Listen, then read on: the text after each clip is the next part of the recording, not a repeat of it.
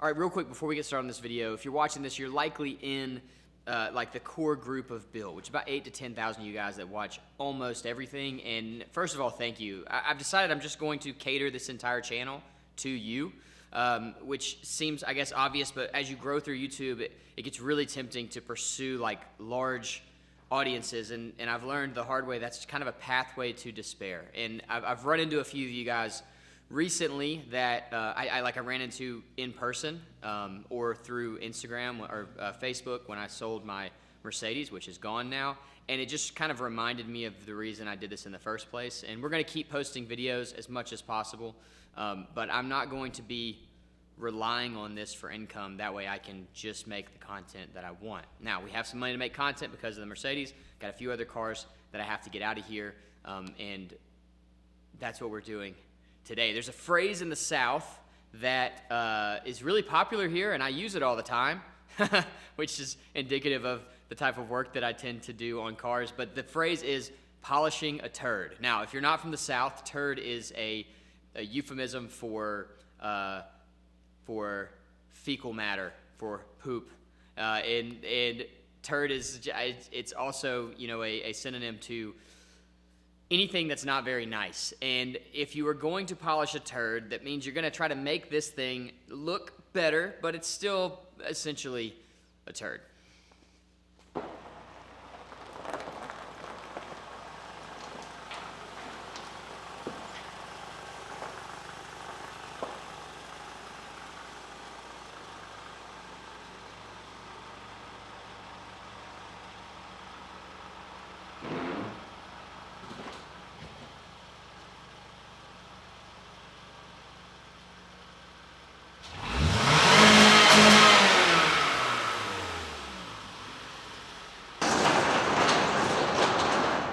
Don't worry, the engine was cold when I revved it. This is my brother's 2011 Toyota Camry, and it has had a hard life.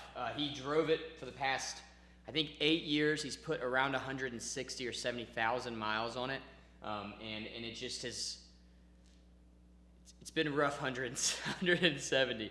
He's got 5 kids, 2 of them are driving, and so naturally this car didn't really get the attention it needed, and it came time to sell, and it just was absolutely unsellable. It would randomly shut off. It would make a lot of racket, and I've spent the past couple weeks kind of getting things right. So I replaced the fuel pump, I replaced the timing chain tensioner, I replaced the cam sensor for the A bank, which is the intake side. I replaced the VVT on the A bank as well. I replaced some interior pieces that had duct tape on them or had totally collapsed and fallen apart, and I think that's it. Maybe there's some more. But basically got it to a place where it runs and drives really good now, but it still looks awful. So that's what we're going to do today. To finish this car out, we're going to polish this turd. We're going to do it by doing something I've always wanted to try. This car has peeling clear coat all over the place, like all over the hood and the roof. This is really common in early 2000s cars. I read once, I don't know if this is true, but I read once that it's because of the paints that they were using in the early 2000s. They were trying to meet some sort of EPA or something. EPA ruins everything, and it ruins paint as well.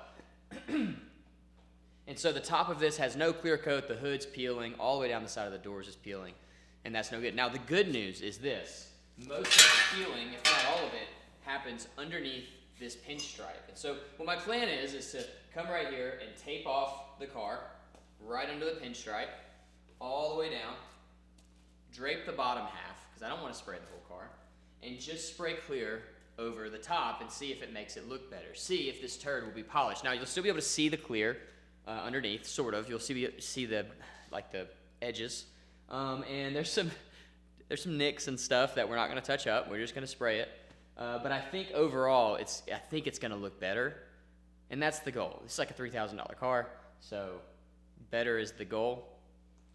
I wasn't going to film this car at all. Like, that's why I did all this work before this, because who wants to see it? But I thought this would be kind of fun and funny. Also, I get a piece of the sale for fixing it and getting it sold for him, and that goes into the builds account, which right now I am building up so that I can show you guys the build that I've been holding on to behind closed doors, underneath a tarp for 3 years. We're going to bring it out very soon, and I've got some, you'll see. All right, let's get this thing masked up. We'll just time lapse it.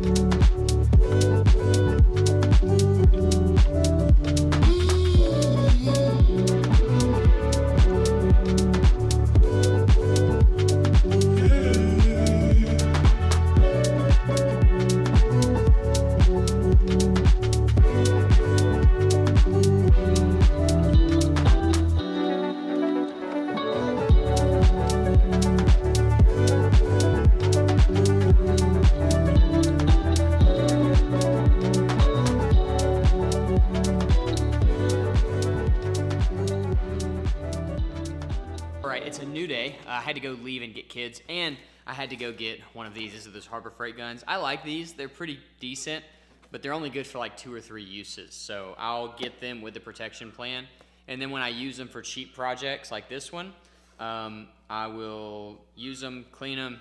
If they work again, then we use them, and if they don't work, then take it back and get another one. That's what I had to do.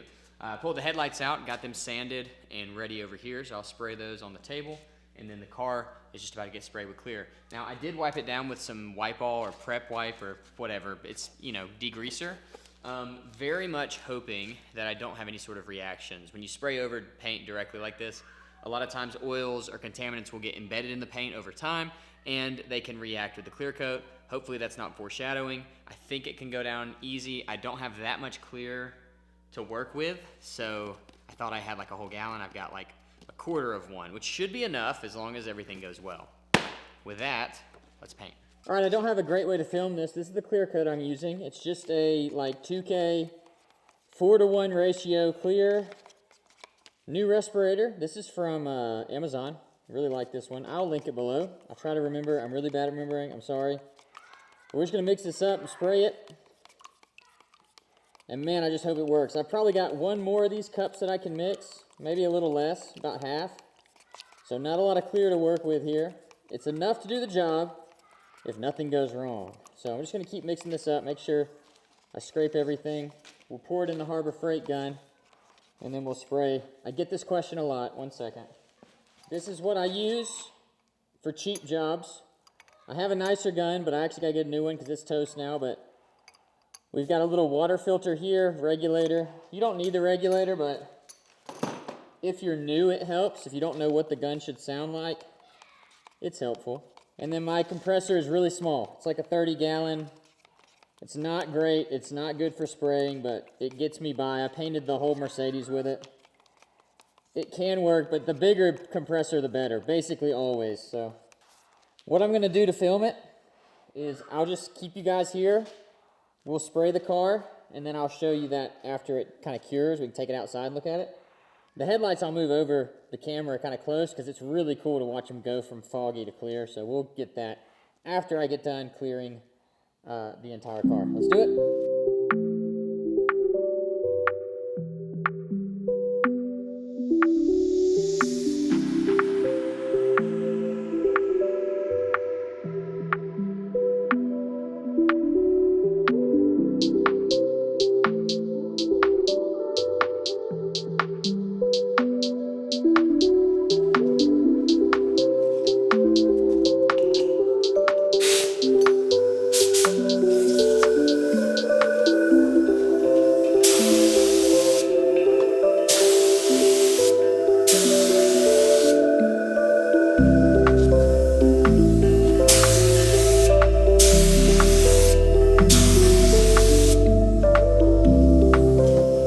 Okay, so while the clear is still very wet, I'm going to pull the tape back. My hope is that it will kind of help the clear lay down into the paint and keep that line from being so harsh.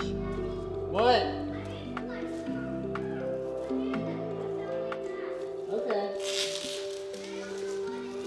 Okay, I'll check it out in just a minute. I'm almost done.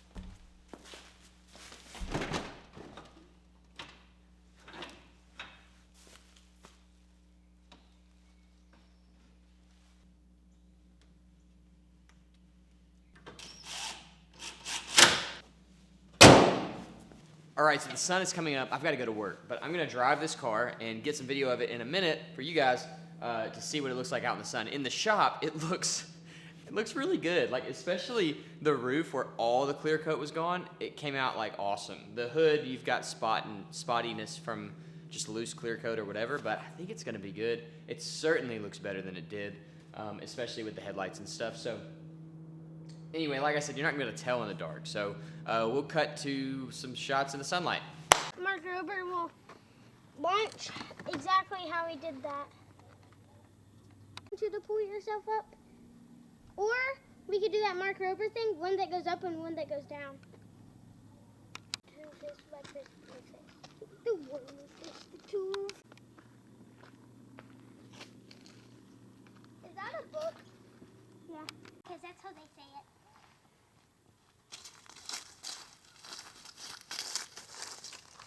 Make it. One fish. One fish to two fish to red fish. Like a ladder that connects to the tree. That's how they would say it. The one fish, the two fish, the red fish, the blue. That kind of stuff. Swing set would be cool, but what would be cool, even cooler than a swing set, is the... All right, that turd is officially polished, and it's actually already sold. So that's the Mercedes and the Camry gone. I have one more car to sell that we'll start the build on next week. When I say build, I mean that in the most internet form. We're just bolting some stuff on, and we will sell it, and then I'll be able to move into, man, I've got just such an exciting project that I want to show you guys. I'm also working on my office, and I've had a few people ask for shop tours, so I will do a shop tour in a couple. I think I have one video of the shop coming, and then I'll do a tour on the next video because I had to get something built. You'll see in the next shop video. I had to get something built before I could really give you a tour and show you kind of the plan.